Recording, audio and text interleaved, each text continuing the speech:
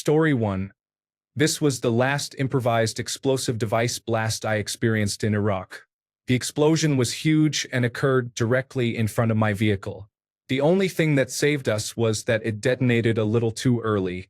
If it had gone off 1 second later, everyone in the vehicle would have been killed. If you have seen the movie Godzilla when he emerges from the ground, that is what it reminded me of. I always tell people that is how I would describe it, laughing out loud. Story 2. Natural selection.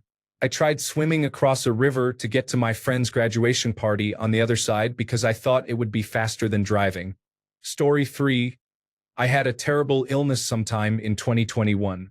I really thought I would die. Story 4.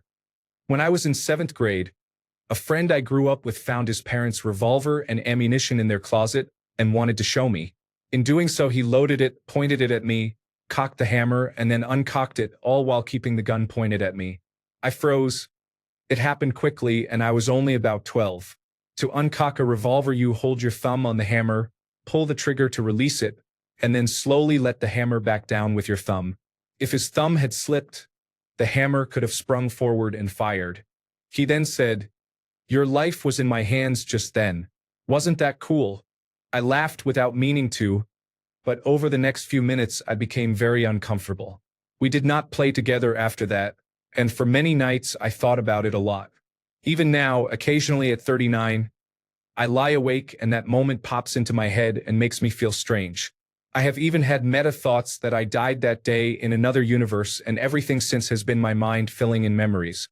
If you have an unlocked gun in a shoebox in your closet, it is likely your children have found it and played with it. Children are naturally curious and often do not understand boundaries or consequences. That is how many accidental deaths at home happen. We grew apart. He later went to jail after posting on social media that he would kill his girlfriend for cheating. The police were called, he was pulled over, a shotgun was found in his truck, and he was arrested for the threat when he was 18. Sometimes the signs appear early. Story 5. Mixing clonazepam with Suboxone. I woke up 4 days later in the intensive care unit with my family around me and learned they had used a defibrillator to resuscitate me. Story 6. Fournier's gangrene. Do not search online for images at work or after eating. Story 7. This happened with my ex 4 years ago. When I told him I was terrified of water, he did not believe me because I can swim. My fear is not about swimming. It is about drowning. He drove us to the middle of a lake and threw me in. I almost died, but he managed to pull me out. He said it was a joke. Story 8. Childbirth. The doctor missed pelvic dysplasia and full-blown eclampsia, then gave me the wrong blood. It was a very terrifying sequence of events that left lasting physical and emotional scars. Fuck you, Dr. Raju. Story 9. An accident occurred when I fell from my bike. When I opened my eyes, a bus tire had stopped right in front of me. People pulled me out from under the bus. I only had a scratch on my back, but I did not go to the hospital and went to the office. My mind went numb, and the only thing I could think about was being late to work. Because of that trauma, I am now afraid when I see the underside of large vehicles, such as their tires. Story 10. Bilateral occlusion of the internal carotid arteries. In layman terms, 2 of the 4 major arteries supplying my brain were blocked, and I thought it was just another migraine headache. Story 11. I survived a cardiac arrest because a 19-year-old nursing student happened to be there. I had to be shocked twice in the ambulance and twice in the helicopter. I spent a week in an induced coma. That was almost 6 years ago, and I am still enjoying life. Story 12. A riptide almost drowned me. I do not know how I survived. Took 3 people to pull me out of the water. When an actor from The Cosby Show drowned in the same way, I felt it deeply because I know exactly how he must have felt. Story 13. My mother was high on Valium and scotch. She had called to say she was sick, and I had to force open her apartment door to get in. She was standing in the living room with a .32 caliber handgun in her hand. I managed to grab the gun, and she slapped me hard. That behavior started when I was little and continued until that night when I was 23. I went no contact for quite a while after that. Story 14. Type 1 diabetes tries to kill me multiple times every day. Story 15. I overdosed on Vicodin Extra Strength. I took 8 pills. I had a high tolerance. I was sweating so much my clothes looked like I had been swimming. I vomited all night. I got the pills from a friend and was too scared to go to the hospital. I do not know how I survived. Story 16. Depression. It is wild to think about everything I would have missed if I had let it claim me 12 years ago. Story 17. When I was born, I had a very complicated delivery and did not have a heartbeat until minutes after I was delivered by cesarean section. I survived, but I have cerebral palsy. Story 18. A reaction to a medication caused me to have a seizure and stop breathing. My dad slapped me a few times, which shocked my body into responding and breathing. I woke up in the hospital. I have never taken that medication again. Seizures are a possible but uncommon side effect. Story 19. I've told this story before about a bed. Years ago, when I was in middle school, my brother and I had bunk beds. He had the top bunk, which was held up with metal bars. If you've seen the movie Step Brothers, you know the scene, except it was metal bars instead of boxes. Since we lived in an old house in a rural neighborhood, we occasionally got bed bugs. My bed was especially infested, and it was worse during the summer. Usually I went to bed first, but because I was tired of being bitten, I stayed up as long as I could while my brother went to bed. He jumped on his bed, which then fell onto mine. It did not fall flat. The side that fell was where my head would be. I slept in a chair that night. In short, bedbugs saved my skull. Story 20. In September 2018, my doctor told me I did not have lymphoma. In January 2019, I was in the hospital with stage 4 lymphoma. Whoops. Story 21. I was in the Hollywood Hills hiking up to the sign, but on the way down my iPhone map took me along a route that was significantly steeper and more uneven. Keep in mind I was not wearing hiking shoes either. Laughing out loud. Story 22. Random, stupid choices in my youth that I got lucky with. My friend and I used to race to our vocational school every day. He tried to pass on a blind corner and a truck came over a hill going fast. I braked. He eased off the gas and just made it in time. I think about things like that all the time. Story 23. I had a collapsed lung that occurred suddenly for no apparent reason. I woke up one morning and could barely breathe. Story 24. I tried a new medication called Geodon for delusional thoughts. I was experiencing symptoms like narcolepsy and kept passing out during the day. I thought I was not sleeping enough. 2 years ago, I passed out while driving and totaled my car. I only had minor injuries. I will never take that medication again. I am on haloperidol for now. It is okay. Story 25. My brother tried to drown me when I was 11 and he was 13. I remember struggling not to take a breath because I knew the water would kill me, and then my memory went blank. Afterward, I remember my father pulled us both out and gave him a few licks with his belt. Story 26. 2 things. I was stabbed and robbed by a crack addict in Memphis when I was stationed there in the United States Navy. It happened on Union Street after a night of drinking. I had cancer and I beat it. Story 27. I tried bodyboarding at Sandy's when the surf was huge. I knew it was dangerous because the lifeguards kept shouting, "If you are not a professional, get out of the water." On the first wave I took, I was slammed onto the wet sand and pulled back into the surf, violently tumbled like a washing machine. I lost my breath and could not find my way out of the turbulence. I did a full scorpion underwater and felt my back crack. I thought I was dead, but somehow I managed to get out of the water. Story 28. I mixed Xanax with beer. I was at a party, passed out while standing, hit my head, and my friends got me to the emergency room in time. Story 29. I was in a cave in the dead of winter in the high Uinta Mountains. We had gone about a mile into the cave and were coming back when a guide reached out to take my hand to help me through a room. I slipped and fell headfirst into a pit of rocks about 12 feet deep. My knee hit first, then my face, and I was unconscious for 9 minutes. I woke up choking on my own blood. I had to get out of the cave with a badly swollen left knee and my eye swollen shut. I suffered a hairline fracture to my face, and my eye remained closed for a month. Story 30. She was a drunk driver on her way to pick up her child from school. That's what the cop said.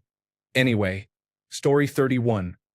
My best friend at the time and I were about 13 or 14. It was December 23rd, and we were at his grandmother's small Christmas get-together for friends and family. I did not know his sister had a crush on me, or that he disliked it. She harassed me to get my attention. I got fed up and told her to quit. He threw himself at me like an angry bull. We hit the floor before I even realized what was happening. He grabbed my head and tried to smash my skull against the floor. The first strike blurred my vision. The second made me see stars and spots. In that moment, I realized that if he hit me that way again, I might not get up. I used a technique my father had taught me. I cupped my palms, locked my arms, and struck his head with my hands as hard as I could. I hit his ears, which stunned him, and that moment of disorientation was enough time for his grandmother to arrive. She was 5 feet nothing, half Cherokee. She picked him up off the floor with one hand, dragged him out of the room by the throat, and bellowed, "In my house at Christmas. You are lucky I let you keep breathing." We never spoke again. My father, an ex-cop turned social worker, and I talked it out and decided not to press charges. We thought the most likely result would be him entering the system and coming out worse. Years later, I reconnected with a mutual friend and learned he had joined the army, struggled with addiction, then gotten clean and into therapy. It turned out he had mixed up feelings about his sister and a lot of unexpressed jealousy toward me. In retrospect, it felt obvious. This was not our first fight, only the first in which he blindsided me. The others I saw coming, and they were over so fast and so heavily in my favor that I never realized he was actually trying. I thought they were typical boys will be boys roughhousing, not serious attempts to hurt me. Apparently everyone but me knew he genuinely had it out for me. Story 32. My brain was growing out of my skull, and it wasn't discovered until I was in my 20s. Story 33. An attempted combat outpost breach in Daewoo District, Uruzgan Province, Afghanistan. Story 34. I was shot in the groin with a Kalashnikov rifle at a gun range. Doctors told my parent that I had a 0.7% chance of surviving. Story 35. My leg was run over by a car. Another time I was undiagnosed with strep throat and laryngitis for over a month. Some days I had to lie on my stomach to breathe because no one helped me get to care. I had no car and no friends at the time, so I went to my college clinic. They said I probably had strep and advised me to go to urgent care, but I could not go. I waited until my mother left on a trip to visit my grandparents, and then my father drove me. Story 36. I once nearly drowned in my vomit during a drinking binge. I took a swig of rum before reaching for the 2-liter bottle of Coke I had on hand, and when I tried to chase the rum with it, I immediately vomited into the bottle. Had I been angled any differently, I probably would have died. That and other experiences are why I no longer drink. Story 37. A Norinco rocket-propelled grenade round struck a building where 10 people, including me, were present. It bounced off and was found intact in the gravel near the rear wall. It should have sprayed us all with liquid death. I'm shaking just talking about it because I had been brushing up on crater analysis when it happened and had just learned how horrific a rocket-propelled grenade death is. Story 38. While riding my horse, I fell off and knew instantly that something was wrong. It turned out my pelvis and spine were broken, and I had internal bleeding and nerve damage. Story 39. I rode my motorcycle in 30 degrees Fahrenheit weather for an hour. Wind chill made it feel like 0 degrees Fahrenheit, and I was not dressed for either temperature. I barely made it home with a mild case of hypothermia. I had to plug my phone into the outdoor electrical outlet by my front door because I had used my phone to open the garage and did not have a house key on. My motorcycle key ring. I sat against my door to wait for my phone to charge and fell asleep for about an hour. I had not meant to. I got inside, stripped down, wrapped myself in several blankets, including a heated blanket, and passed out. I woke up 4 hours later still shivering. I am not certain I would have woken up if the sun had not come up and hit me in the face that morning. Story 40. A drunken shower. I fell and bashed my head, smashed my tequila bottle, and passed out. When I woke, I was drowning with my chest against the side of the tub and lost consciousness again. Later, I woke feeling like death, turned off the water, half rolled and half fell over the tub wall, and passed out once more. I woke, vomited, and felt so cold that I pulled a towel and bath mat over myself before losing consciousness. I woke and vomited again, removed most of the glass shards from the tequila bottle, crawled to the bedroom, and pulled blankets over myself before passing out. Several days later, I had to clean up vomit, glass, blood, urine, and feces from the ordeal, and I realized I should drink less. Story 41. I was stabbed 3 times and cut my arm badly, injuring the main artery and damaging my tendons. I could not use my arm for 8 months. I lost 2.5 pints of blood, I was told. I am still here. Story 42. I had liver failure at age 3. I had liver failure again at age 28. I'm sure there were other events between those two, but I don't remember them. There was a botched apheresis session while treating that liver failure. Apheresis removes blood, spins it in a machine to separate red blood cells from plasma, then returns clean plasma and the blood cells. In my case, they forgot to return anything to me. It was essentially a bloodletting. A coworker hit me in the head in early July when I was 33. I can be difficult, so I can understand some reaction, but he struck me with a forklift, which is less understandable. In all honesty, it was an accident. He backed up and turned while I stepped up on a ladder, and he barely clipped my head. During a computed tomography scan to check for a concussion, they found a 3.8 centimeter tumor deep near the base of my brain. It was removed without major complications 2 weeks later. Story 43. A uterine fibroid ruptured. The emergency room doctor said I was experiencing a heavy flow and sent me home. I almost bled to death before my mother came over and called emergency services. My blood pressure was 50/30. After a blood transfusion and emergency dilation and curettage, I can resume a normal monthly cycle. Okay. Story 44. I was born to a mother who believed it was acceptable to beat me and lock me in the basement. When I was 14, I had an argument with a man in his 20s. After it ended, we walked away. The next thing I knew, someone struck me in the head with a rock, fracturing my skull. I have been slashed twice in street fights, even though I have never used a weapon. I dated a woman with bipolar disorder. During an argument, she tried to stab me in the chest. I had been raised in a rough environment and had the reflexes to move my arm and step back, so it only pierced me slightly. The worst part was that she cried immediately and seemed genuinely remorseful. She kept trying to hug me and patch me up, and I had to try to console her even though I was very angry. I rode a bicycle down a massive hill. A car pulled out when I was about halfway down. I managed to swerve and crashed into a fence instead, which still hurt a lot. Story 45.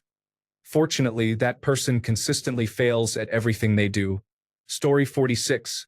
Thought I was having an aortic embolism, which killed my dad and nearly ended my brother, but it turned out to be gastroenteritis.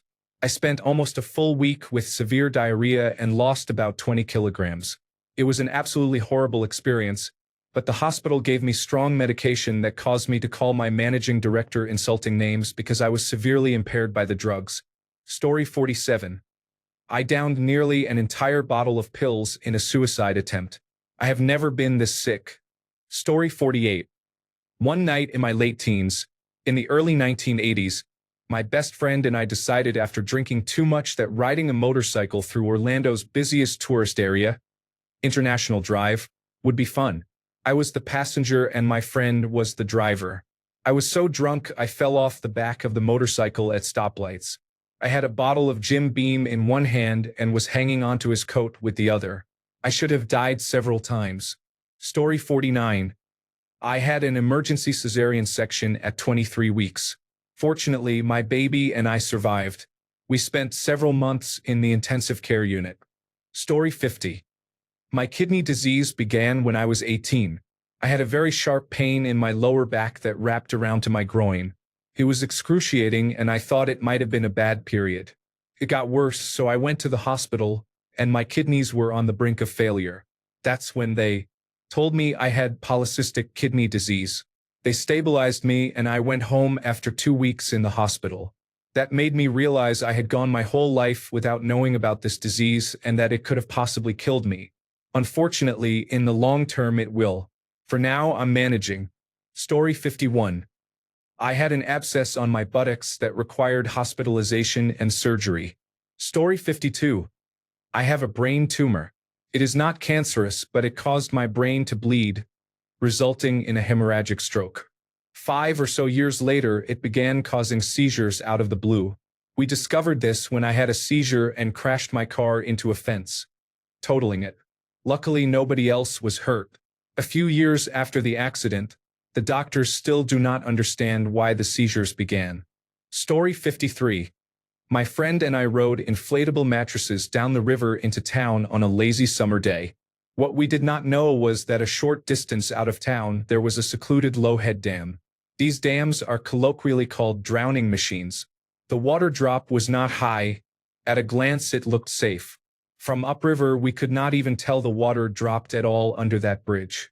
But the dam design creates an invisible and powerful recirculating current under the surface. If you go under the water at the dam, you do not come out. You just get tumbled like in a washing machine. My friend was in front of me, and as we approached the dam, I saw him perk up. He said, "Is that a waterfall?" "Surely not. It kind of looks like a drop." Then he suddenly scrambled in terror, but it was too late for either of us. He put his feet up on the bridge and hovered at the crest of the waterfall. I did the same. The force was so strong that it was impossible to back up. We could not move to the sides, and the bridge was out of reach of our hands. His flip-flop fell off, was sucked down, and we never saw it again. Eventually we realized we had no other choice but to go over. We stayed on top of our mattresses and miraculously made it out the other side of the dam. It is a little fuzzy now, but I remember having to push off the bridge to escape to the far side. When we got to town, we went for coffee and talked to some people about what we had just done. They told us that a kayaker had died there earlier that year. Story 54. Diabetic complications. I had an amputation but kept my life. Now I'm a disability advocate in my country. Story 55. It is not as exciting as some, but when I was younger I was foolishly doing vehicle maintenance using only a hydraulic jack. I was under the car when the jack failed and the car dropped about 6 inches before the hydraulic ram compressed and stopped the fall. I quickly wiggled out and raised it again to put the tire back on. I have not lifted a car without jack stands since. Another time, I was driving to work on a sunny winter morning after several days of snowfall. The roads looked clear, albeit a little wet. I was going about 70 miles per hour in the right lane around a highway bend when I hit a patch of black ice. The rear of the car slid out and I overcorrected toward the concrete median. I released the wheel to brace for impact, and the car straightened out, ending up perfectly centered in the far left lane. I will never forget the feeling of helplessness when I thought I was going head-on into that wall. Story 56. A mosquito bite turned into cellulitis, entered my bloodstream, and became septic. It happened very quickly. Story 57. After overdosing, I woke up lying in my bathtub, unable to move my limbs for a good 1 to 2 minutes. Story 58. I was given 750 milligrams of the antibiotic ciprofloxacin and went into anaphylactic shock. Paramedics saved me. The Food and Drug Administration has issued a black box warning that ciprofloxacin can cause complete ligament tears. I now have a permanent tear in a ligament in my left leg. Story 59. A Toyota Corolla traveling at 80 kilometers per hour hit me while I was crossing a crosswalk. The emergency medical technician revived me twice during the drive to the hospital. Story 60. The child developed pneumonia at 13 months old, with a 106.8 degrees Fahrenheit fever and seizures. They were placed in a tub of ice water to bring down the fever. Story 61. A dog attacked me a few years ago. I still have a severely indented scar on my left calf about the size of a sand dollar. It was the only time I have ever seen my body spray blood. Fortunately, the owner of the dog was a trained field medic and tourniqueted my wounds so I could get to the emergency room. Story 62.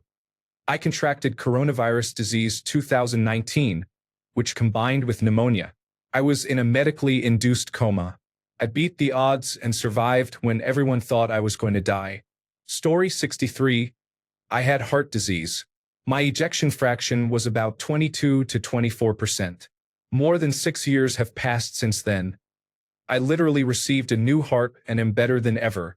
I need to take several medications, but with the new heart, I have a new life. I gave up smoking, now spend more time with my loved ones, and have become tougher.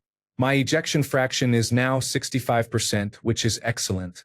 I want to make the most of it. Earlier, I had a dual-chamber pacing mode implantable cardioverter defibrillator, but that is another story. I love my life. Story 64. My dad forgot to turn off the electricity to the dryer we were hooking up. He also drives like a maniac and almost killed me multiple times while he was driving. Story 65. I developed non-diabetic ketoacidosis. I was slipping into a coma, but after many medications and a couple of nights in the intensive care unit, my body returned to normal. Almost 2 years later, there is still no clear cause. Story 66. Excedrin. Summary. I ruptured my stomach and almost died from internal bleeding. Gory details. I had been trying to detox from caffeine by weaning off instead of stopping. I drank low-caffeine herbal teas and ate dark chocolate to try to stave off withdrawal migraines, but it did not work. I was taking Excedrin regularly for the constant headaches and was also drinking heavily at bars and clubs. The combination thinned the lining of my stomach. One time I ate too much Thai food and ruptured the part of my stomach where it connects to the esophagus. Blood slowly filled my stomach. I felt off, and for 2 days I had no appetite. Then I suddenly vomited a stream of what looked like charcoal goo. After that I felt better and ignored it. The wound had scabbed over. 2 nights later I was at a party at a friend's house. I took a shot of tequila that did not sit well, ran to vomit, and something fleshy, the scab, came out. I immediately felt unwell but blamed drinking. The next day black goo came out of both ends, and my wife said we needed to go to urgent care. Urgent care took my blood pressure and said I needed to go to the emergency room right away. The emergency room triage person said I needed to be admitted and called for blood. Apparently I had lost several pints of blood and was pale. They were surprised I was standing because I was close to death. 2 days later I was off caffeine, my stomach was healing, and I had no long-term effects. My doctor advised me to avoid vomiting because the next time it could be fatal. That was over a decade ago, so I think I am okay. Story 67. I had a girlfriend who was domestically violent and received no support from the police, my family, or society. She attempted to stab me. Story 68. A cliff with no guardrail and a 40-foot drop at an Airbnb where my sister was staying. I was in my late teens, maybe 20, playing football, and I totally misjudged how close I was to the ledge. I turned as I went over and grabbed for whatever I could, ending up with a tree. Roots sticking out about 5 feet below the top of the ledge. I held on for what felt like an eternity, and my older brother's linked arms reached down and pulled me up. I brushed it off at the time as no big deal, but looking back that would have been a life-altering or fatal fall. Story 69. I was hit by a semi-truck while my mother was driving me when I was a child. I genuinely do not remember anything, but apparently it was so bad that I had to be airlifted. Story 70. My gallbladder was rotting. It was 10 days before Christmas when I went to the emergency room. The nurse said no one would operate on me before the holidays and gave instructions to call my doctor in January to start the removal process. I went back 3 days later with sepsis. Had I waited one more day, it would have been too late. Story 71. My own stupidity and desire for a light above my desk caused a problem. It turns out hanging lamps exist, so I did not need to splice an extension cord to a light fixture. I lost a hard drive in the process. Do not mess with electricity. Nothing happened to me, but I was told that I had created a death trap. Story 72. Almost drowned after getting caught in a riptide in the 1970s. I still will not swim in the ocean. During my hysterectomy, there was so much undiagnosed endometriosis that tissue tore and I began bleeding heavily. The doctor told my family to pray. I had no idea how bad it was until my sister told me. Story 73. I was hit by a car whose driver did not slow down at a red light. I was struck at 30 to 40 miles per hour and broke a number of things. Story 74. Nodding off at the steering wheel while driving home from college is dangerous. Do not drive while tired. Story 75. I had a few missed calls. The umbilical cord was wrapped around my stomach and neck, preventing me from being born naturally. I rolled my car into a ditch in a car accident in 2017. I had a miscarriage in 2018. It hurt worse than the car accident. This past March, I had a migraine that presented like a stroke. I lost all sensation in my right arm and upper right thigh, lost control of my eye movements, my right side was deathly cold, and my left side was burning hot. Story 76. This is what cult members did after I kidnapped their leader's baby, who was also my niece. I know it sounds fake, but that's how my life is. Story 77. Pregnancy and birth almost took both my child and me. I was ill throughout all 38 weeks. My baby was injured during delivery. 5 years earlier, with a different doctor, neither of us would have survived. Story 78. Open heart surgery performed on a 1-pound, 6-ounce, 2-month-old premature infant. Story 79. I was about to be carjacked in Baltimore. A young man stepped in front of my car just as I was preparing to parallel park into a space by the sidewalk. It had been a long day and I did not care, so I gave him a what-the-hell hand gesture. He then pulled out a handgun, a Glock I think, and pointed it at me. I thought it was a toy, so I flipped him the bird and made a shoe gesture. I guess he did not want to challenge me, so he ran off.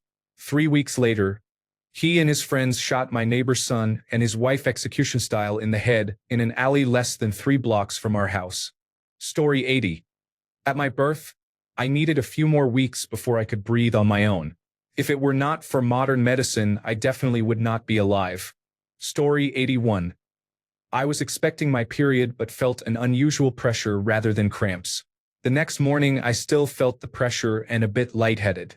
I passed by a Planned Parenthood on my walk to work and decided to get advice or an appointment. I passed out in the waiting room and they called an ambulance. This was around 8:30 a.m. In the emergency room I had a pelvic exam and the doctors were convinced I had a split uterus or 2 of them. It was a teaching hospital, so I guess I was fascinating. It was nearly midnight when the doctor came in and told me I was going to surgery to see what the issue was.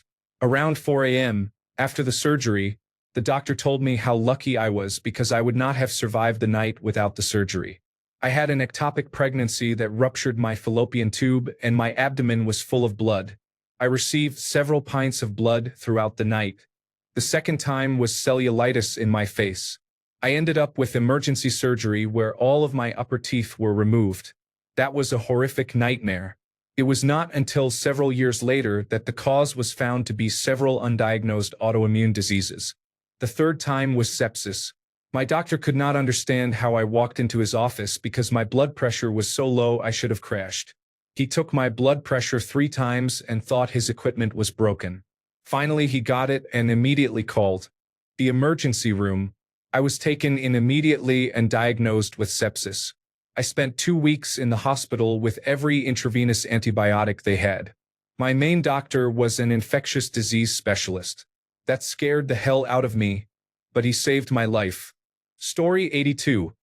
I was riding a moped at 60 miles per hour, slowing for a roundabout at 10 p.m. I saw a silhouette of a full-grown male deer with massive horns in the middle of the road. I steered left and the deer moved the same way.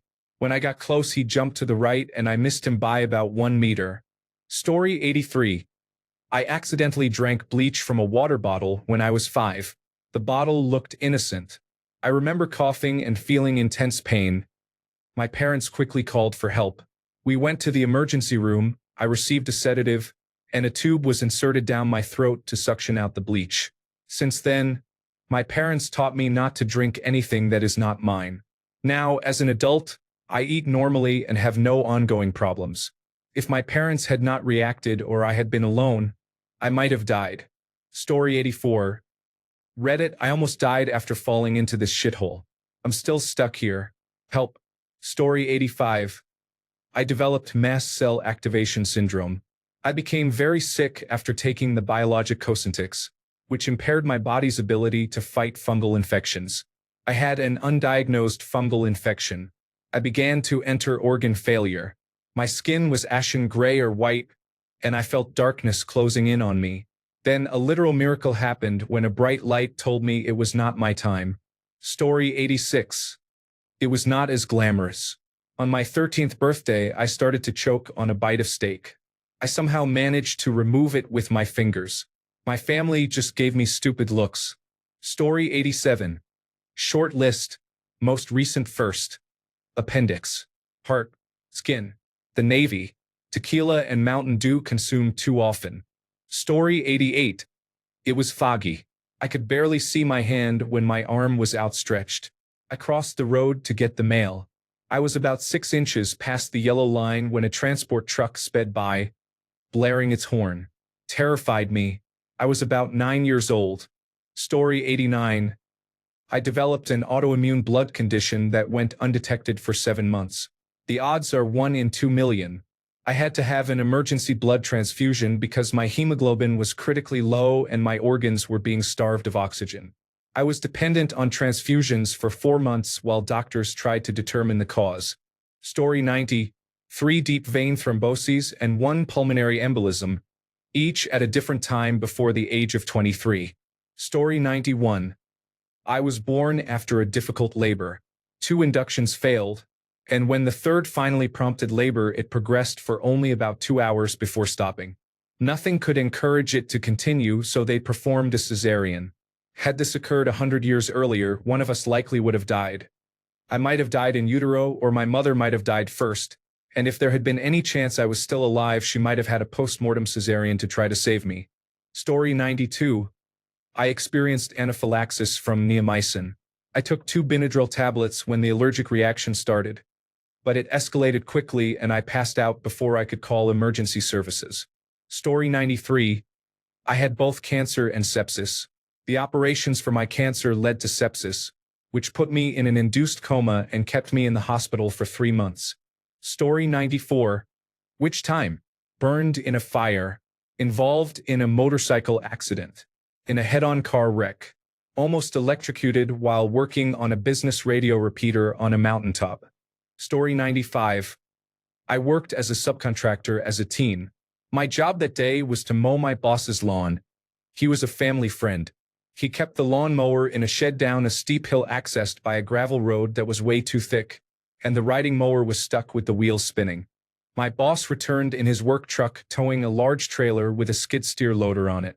He keeps that equipment down by the shed where I was stuck. He was halfway down the hill, saw me, and parked to help. The truck's parking brake was broken, so he used a cinder block behind one wheel as a wheel chock. I was sitting on the mower giving it gas while he pushed. I heard a loud snap and looked up to see the truck and trailer roll right over the cinder block and come barreling toward us. I leapt off the mower to the side and watched the back of the trailer slam into the mower I had been sitting on less than 2 seconds earlier and crush it into a tree like an aluminum can. My boss narrowly escaped. The first thing he said was, "Why didn't you say look out or something?" The second thing he said was, "Don't tell your parents about this." That was not the only time he almost got me killed. We were sheeting in his second-story deck one day, and his solution for getting up there was to use the truck as a platform with sheets of plywood on the ladder rack, then put ladders on top of the plywood. While I was on the ladder, we felt the truck start moving. I jumped off and swung down through the open window like a ninja and hit the brake. The first thing he said, "Why'd you stomp on the brake so hard?" I almost fell. I was 17 working for $7 an hour. Now, over a decade later, that man is a far-right fascist representative in the state legislature. I've thought about going to the press, but I'm about 50% sure he would dox me. Story 96. I was hit by a car when I was 12 while riding my bicycle. I had a seizure in the middle of the road and suffered bleeding in my brain. Story 97. My ex showing me how little I meant killed me emotionally. I do not feel anything anymore, which in some respects is positive but also troubling. Story 98. My twin sister and I had respiratory syncytial virus as infants, caused us both to develop asthma. Not fun. Story 99. When I was a kid, I was eating a lollipop, bit it, and choked on a piece that got stuck in my throat. It was a few seconds of terror, but I survived. Story 100. I almost drowned during a swim meet in December 2023. It would have been an ironic death since I was a lifeguard, But all jokes aside, thank God I am still here. Story 101. I got sick and was vomiting every half hour for a few days. That may have been the first subtle hint something was wrong. I asked my friend to get me some Gatorade. He had the sniffles and complained but did it anyway. My mother made me leave my apartment and come home, because I looked like death, then took me to the doctor immediately. My appendix was severely damaged and they were going to remove it. The next morning in the hospital, the doctor asked how I was recovering and I said I had not had surgery yet. He looked like he had seen a ghost and, within 20 minutes, I was in surgery. After the operation, the doctors explained that my appendix was gangrenous and had broken into pieces. My colon had protected my body from the toxins. I was in the hospital for a week because my digestive system was not working, and they used a tube down my throat a few times to suction my stomach. My belly was bulging with bile, which was very painful. On the plus side, I did not have to work and spent the week on medication watching television with no obligations. All in all, not that bad. I would do it again in a heartbeat. Story 102. I left my propane torch running without a flame for about 30 minutes. I did not notice until I started feeling sick.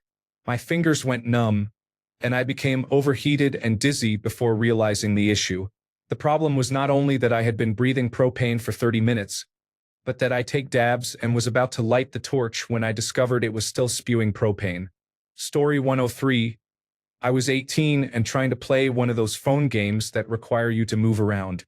I swerved off the road, almost hit a signpost, and ended up in the woods at 60 miles per hour. Story 104. I nearly drowned when I was about 3 years old. I was in one of those inflatable rings that goes around the waist. I leaned forward to reach for a toy I had dropped and the whole thing flipped over. Because it was designed to float, it ended up holding me upside down. I remember trying to grab the side of the pool to pull myself up, but I couldn't grip it.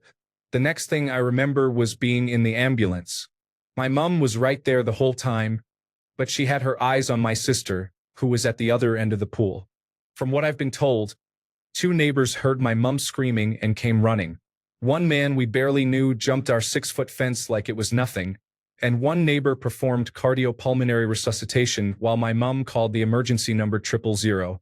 My dad was out mowing the front lawn at the time, so he had no idea what was happening. I was kept in hospital for a few hours for observation but turned out fine. It hasn't put me off swimming at all.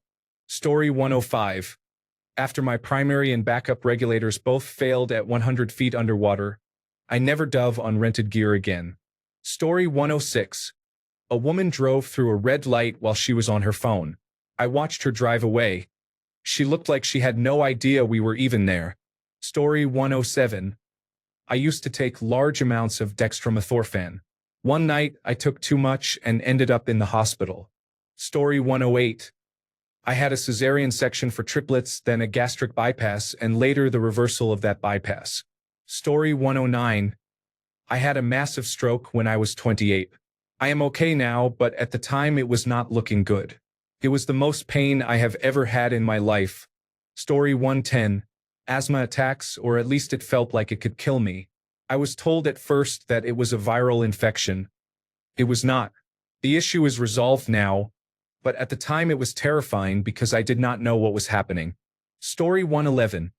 A car accident at age 12.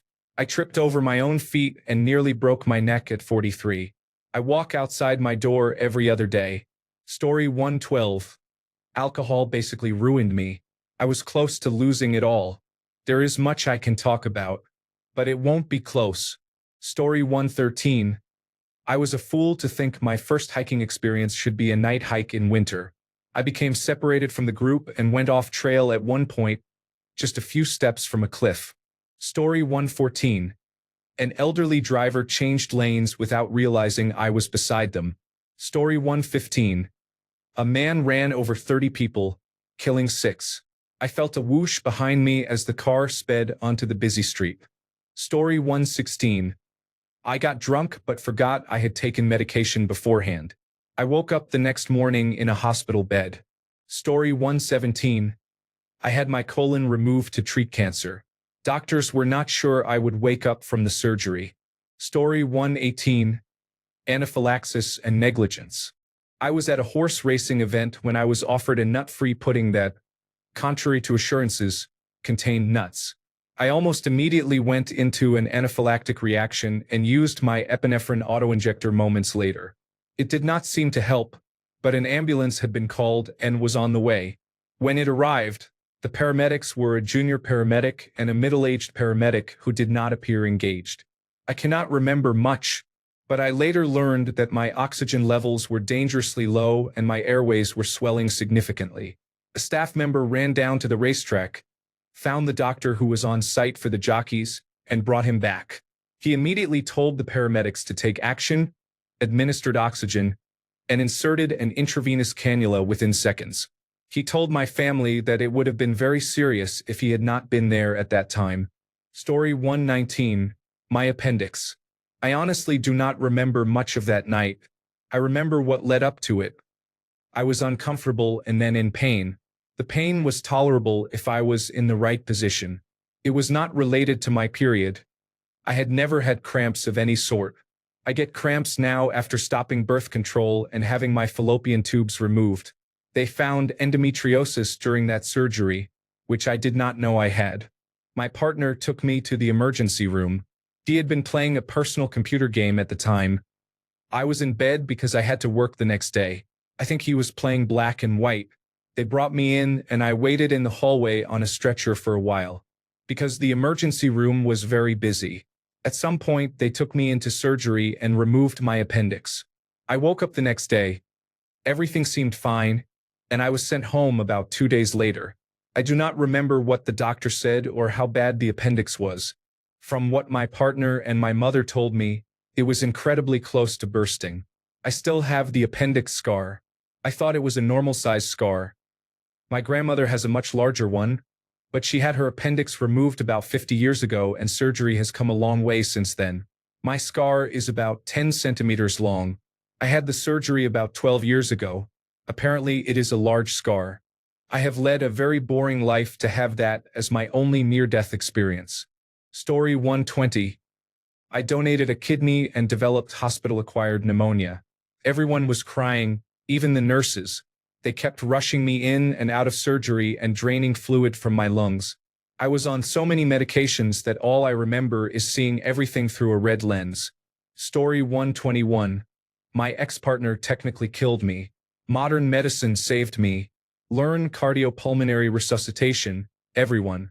Story 122. I had a severe heart attack 6 years ago. I heard the last rites. Story 123. The last time I went through alcohol withdrawal, my urine was the color of coffee.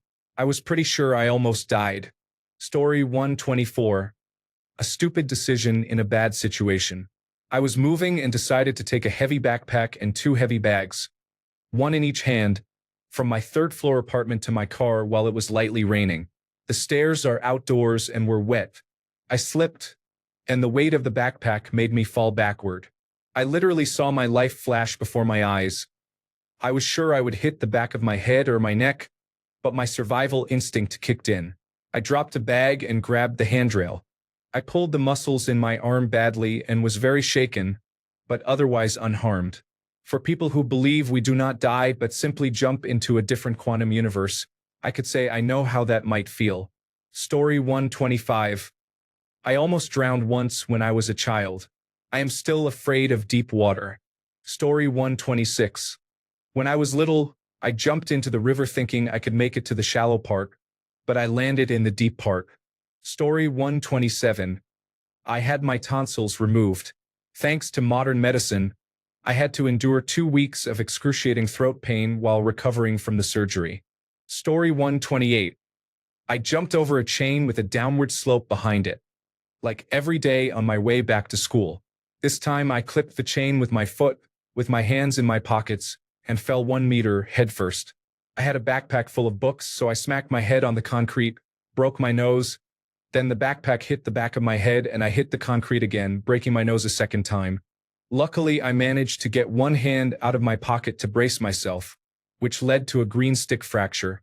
Without that, I am 99% sure it would have been fatal. No one was around to call an ambulance. When I woke up, I went to a house down the road and they took me to the hospital. The result was a severe concussion and more than a year of sinusitis that spread to every connected cavity.